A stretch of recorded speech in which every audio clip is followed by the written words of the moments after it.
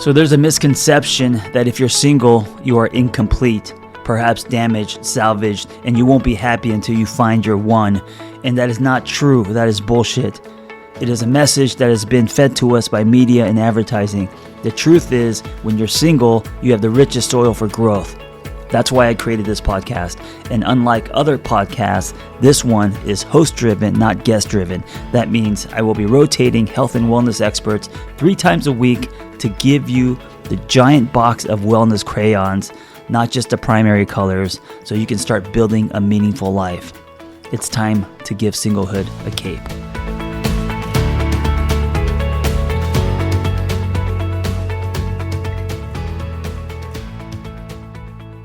So here we are, Single on Purpose, the podcast, episode 1. And I got to be honest with you, I had a lot of reservations before launching this podcast because I didn't want to just do another podcast. I'm so sick of listening to myself. I have my other podcast, which is 3 days a week, and I didn't want to just do it for the sake of doing it. But then I thought about how can I give value and do it in a way that is different, that is sustainable, that is more valuable than just me sitting on the toilet talking into my phone, which is my other podcast. And I came up with the idea of rotating hosts and having it really host driven instead of guest driven, although there will be guests. And then giving that space to experts and coaches and therapists and powerful catalysts to do what they want with that space. And of course, I will be also one of them. And then that got me excited because I'll be honest, this book, Single on Purpose, has sold the most and out of all my books, which tells me that it has hit a nerve, tells me that we need to give singlehood a cape. And I feel an obligation to continue to create a dialogue and help people, especially singles, as much as I can. So here it is, episode 1. And I hope you enjoy this. I hope you thread this into your life because it's going to go 3 days a week. I'm going hard. I'm going big. I want it to be something that you listen to throughout the week, catch when you can. I want it to be handrails for your life. So whether you're single or not, that it is a way for you to connect to yourself. I also want it to be the giant box of crayons, the ones where you can't even pronounce some of the colors. I don't want it to just be the primary colors. What I mean by that is I want it to be diverse, and I want to talk about all different things when it comes to connecting to yourself, all different angles, all different doors, all different topics, and then in different ways. And I will leave that up to the rotating hosts. Okay, this podcast, I wanted to start with my own story. I wanted to start with my long stretch of being single on purpose. After my divorce, I was 35, and I had nothing. I had no friends. I had no money. I was I just started working in nonprofit on my journey to becoming a therapist. And I was lonely. I was discouraged. I felt old. I felt defective because society stamps divorced on your head when you get divorced, right? And I was lost. I was confused. I didn't know where to start. And so the first thing I did when I was single is I said, okay, how can I start connecting to me? How can I live a life, or actually build a life that feels honest to me? Because I've been living mostly pseudo. I've been seeking approval, validation. I've been chasing a poster that wasn't honest to me. And so I thought about this concept of your solid self, and it's something I learned in therapy school. And I asked myself, what does that look like to pull from my solid self, which is your authentic self, not your pseudo self. Your pseudo self is the approval seeking side of you. And the thing is that your solid self is usually the quiet whisper, because we don't listen to our solid self. we usually listen to our pseudo self, which has been tainted by shoulds and advertising and, you know, programming. And the pseudo self is the thundering voice. The solid self is the quiet whisper. And so what I did was I said, okay, I'm going to wake up every day and I'm going to start listening to the quiet whisper. And over time, this really changed my life. And it was hard because I wasn't used to listening to me. You know, I was used to listening to others, to my parents, to what's on the billboard, commercials, advertising. And so I started there. And if you break your life into, you know, different categories like your work life, your friendships, your family, your fitness, you know, however you want to divide up all the life pieces, ask yourself if you are pulling from your solid self. Ask yourself where in your life do you feel the most pseudo? Because depending on who we're around, there's that pseudo tug, you know. Usually with our children, we're very solid, right?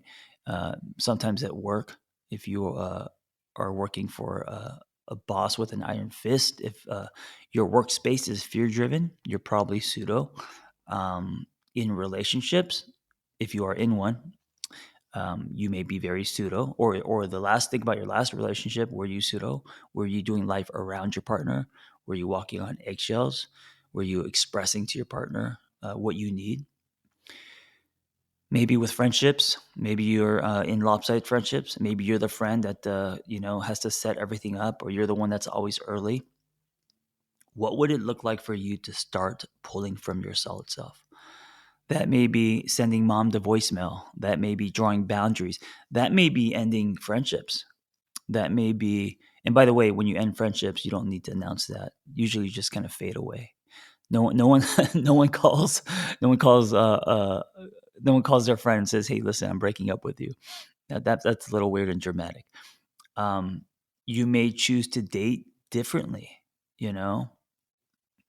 So I started there, and what that led to in behavior was um, me dropping into my body, asking myself, "Hey, what do I need today?" And this led to a motorcycle. 'Cause I wanted a motorcycle my entire life and got no's starting in the 80s when I was just a kid. And my parents thought dirt bikes and motorcycles were too dangerous. And then, you know, when I got married, of course, wife, no, they're too dangerous. Okay, I get it. And so when I got divorced, I was like, the thing about being single is you don't really have to answer to anyone. And I said, you know what? You wanted a motorcycle for a long time. Go get one. So I got a little Ducati Dark and Ducati Monster, and that was something for me, right? I've had six now, and I still ride my motorcycle almost every day. I also said, what kind of fitness do I want to do? Because I was used to just going into the global gym and, you know, doing chest and curls and just for aesthetics. And I looked like a pigeon because I had never done a squat in my life at 35. So I found functional fitness. I found CrossFit. And with that came community. So that was a lifesaver for me. That was a vine that really pulled me out of the quicksand because um, the thing that I say is the most important when you're single is out of your house and out of your head. You know, go get busy, go build something. Where are you going?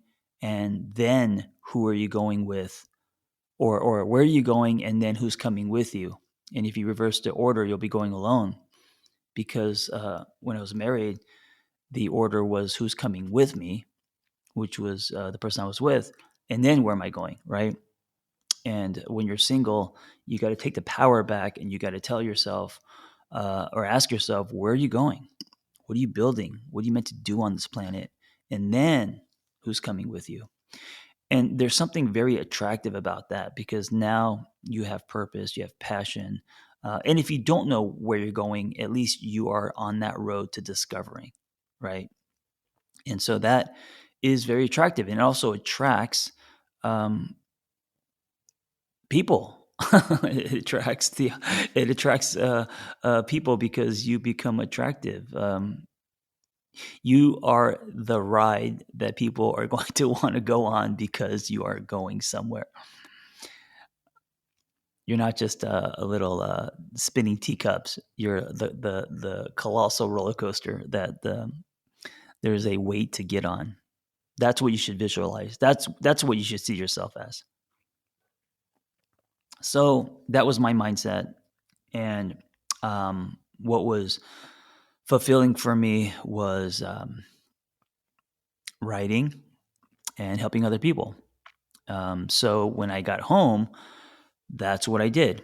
And here's the other thing: I didn't just do it in a way that I thought I should, because I tried that and that shit didn't work. So I put on the wrinkle free pants. I did the treatment centers. I went to I got jobs at high paying addiction rehabs in Malibu, where I got paid very well, and that shit was shady. I worked in, of course, nonprofit. I also worked in private practice. So I did everything. And then at the end of the day, I was like, you know what? You know what feels honest to me? You know what feels where I feel the most solid is meeting people at the coffee shop. I've been living in coffee shops for, the last 20 years trying to write screenplays. I shouldn't say try, writing screenplays. I have to change my language. Um, and I felt comfortable there. So I'm going to meet people at the coffee shop. Instead of screenplays, I'm blogging, and I'm going to help people online. And I'm going to break some rules, and I'm going to call myself a coach, because as a therapist, there are things that you can't do. And so I met couples at the park, and we just laid a blanket, did a couple session. I walked around this lake in Silver Lake, which is exactly 50 minutes. And I started to build a practice and work in a way that felt very me, making house calls on my motorcycle and stuff like that. At the time, webcams were things you plugged in. A lot of people were on dial up. But I started that early on, started running groups online. I mean, now it's the now it's the common language, but before that was very, very weird and strange. And people showed up on AOL, and because they were on dial up, they looked like robots, like they wasn't streaming fast enough. Anyway, here's what that did though. It changed my state, right? It took the bib that I had, and it turned it around, and it turned it into a cape, a tiny cape, but it was a cape. I felt purpose driven. I felt like I am now taking charge of my life. I am doing things that felt very me. And if you do this, your version of this, you start to live inside out instead of outside in. There's a chapter in my book called I Found Myself Through Donuts, Barbells, and Motorcycles. And it's true. My rebirth, my rebuilding, my connection to self um, wasn't in Bali. It wasn't expensive. I wasn't on a plane going to exotic locations and um, eating amazing foods. And I mean, I wish that was the case. But I was broke and drinking coffee out of styrofoam, and I had earbuds in my ears all the time because I was taking in information. So I was listening to like Wayne Dyer and other people, podcasts, YouTube, all that stuff, as a form of learning, as a study. And then I would have a donut once a week as a treat, as a reward. And then when I was working in nonprofit, every Friday I'd bring in a box of donuts, and that's where Fuck It Friday came from. And then I would help people, and I would just start documenting, and it was very me. That experience of being single, and then building my life like that felt very empowering. Now, I was also lonely. I was also scared that I wouldn't meet anyone. Um, I don't know how much time I spent on dating apps, but I was definitely uh, putting myself out there, whether it's social media, flirting a little bit. Um, I don't know if I was ready for a relationship, but I was lonely. I was horny. I was, I wanted to be with someone, and it didn't happen. The universe cock blocked all my suitors, and I went single for like 4 years, and I wasn't like at clubs trying to aggressively, pick up on women or anything like that. But I didn't have a lot of success. I didn't have like I think I used dating apps, and of course I would flirt at parties and stuff like that, and I would try to be social. Um, but I didn't get a lot of people interested in me, and for 4 years, and I think looking back, that would have distracted me. I wasn't ready. And so I needed to really connect to myself. I needed to build something. I needed to get momentum. I needed to have a routine, and that needed to be locked in and into place before I met someone. Because I think at that time, if I had met someone, especially if I met someone that I was super excited about, all the shit I was building would just kind of go by the wayside, And this happens all the time where we meet someone, we get excited, they become the sun we revolve around, and then we stop doing the things that we were doing for us.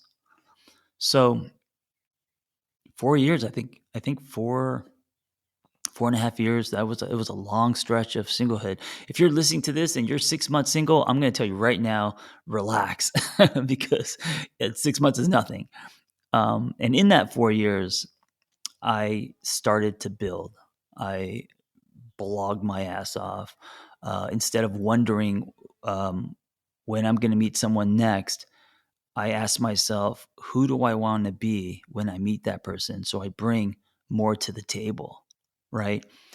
And I wrote like 5,000 blog posts. When today someone says,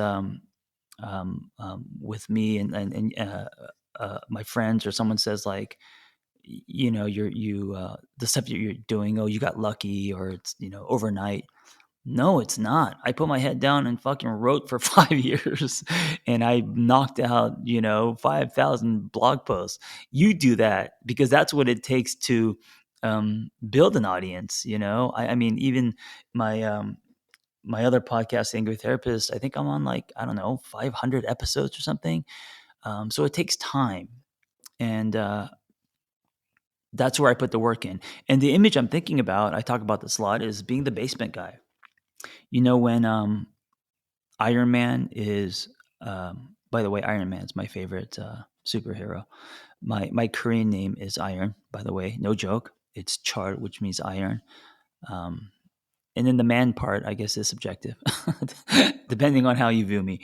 But I talk about the basement guy, and the basement guy is, I forgot which one, which Iron Man it was, but when Iron Man is now famous and he's tap dancing, and I don't, there's like this whole celebration and parade, and he saved the world. You pan down and you see this guy in the basement, shirtless, doing pull ups, and he's making these electric whips. And he's got like long hair, and he's got like, scars all over his body. And you know that when this guy surfaces, shit's going to go down. And that's like the mindset I had when I went to the gym, when I was blogging, when I was, doing whatever in session. I felt like the basement guy. I felt like I'm gonna go in my basement. I'm gonna build something, and I'm gonna get obsessive about it. And when I surface, like, people are gonna know. And I don't mean that like in an arrogant way, but like, people around me are gonna know because I've been busy building shit, not just on my couch eating my feelings. And that was always like the image I had, and it gave me a lot of motivation. So I don't know if that's helpful for you, but I'm just telling you what was helpful for me. And then over the years, things started to happen, stars lined up, opportunities happened, and I really believe that that was a direct result of me going from a lower frequency, living outside in, to over the the stretch of the 4 years, living inside out, pulling from my solid self, and then having the ability to now live on a higher frequency. So, real quick, what are higher frequencies? Love, gratitude, optimism. Two of my favorites: creativity, curiosity, joy, being present. What are some lower frequencies? Let's start with the two that I lived in: dread and worry. I lived in mostly dread and worry, and it was horrible. And being in that lower frequency um, made me, it made me discouraged and invisible. So over the 4 years, being in a higher frequency pulled me out of the quicksand, and then slowly, because things happen over time, right? There are some spikes, but over time, I built friendships, a community, a workout routine, a writing routine, a practice, and I've been doing that ever since, right? Injecting joy, being present, all the stuff that you know about, you hear about, but threading that into my life and building myself uh, a safe container, what I call a life container, and then pedaling that bike until your container is solid, and then growth becomes organic. Growth becomes, you just have to live this way. So then it's about life design. So that's my story, and I'm going to continue to do episodes with all the other experts. Thank you for listening. I hope you tell a friend about this podcast. This isn't just about tools that will help you. It's about holding hands and spreading a message that um, Barbie never needed Ken.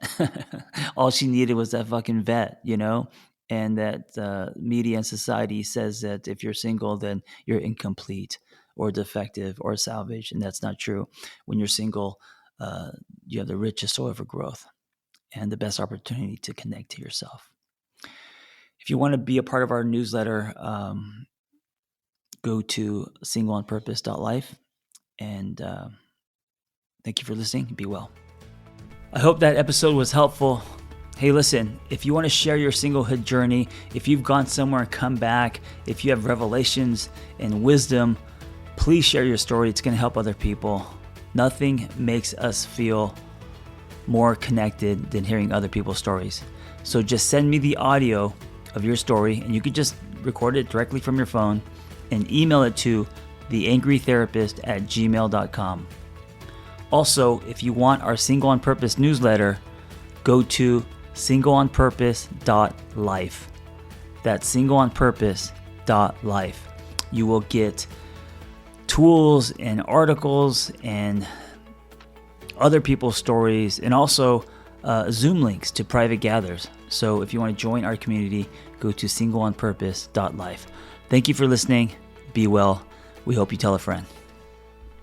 Hi, John. This is Kath, and this is my singlehood story.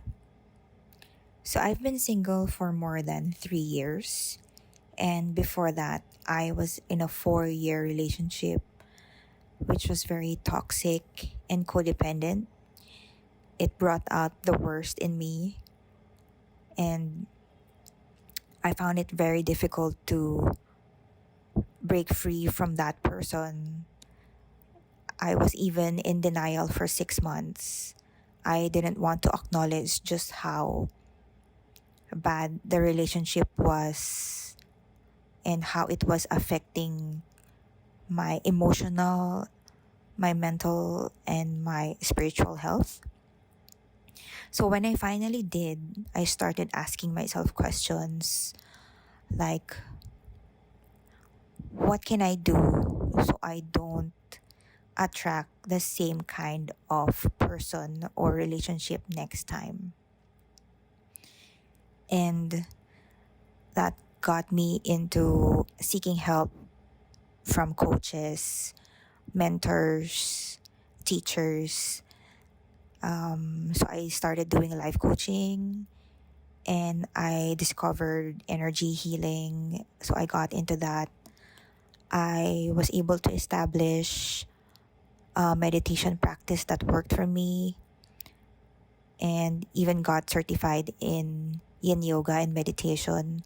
So the last 3 years has been about diving deeper into my spirituality, being intentional about self work, and cultivating self awareness so I can be, so I can really see the patterns that I keep repeating and empower myself so I don't make the same choices, so I can make better choices in the future. And because of, doing all these things like meditation, yoga, Reiki, I realized that that toxic relationship happened because I had the same toxic traits as my ex partner. And as hard as it was to admit to myself, that changed everything, that changed my perspective. And for sure, like, I didn't want another toxic relationship. So I had to learn how to change my focus from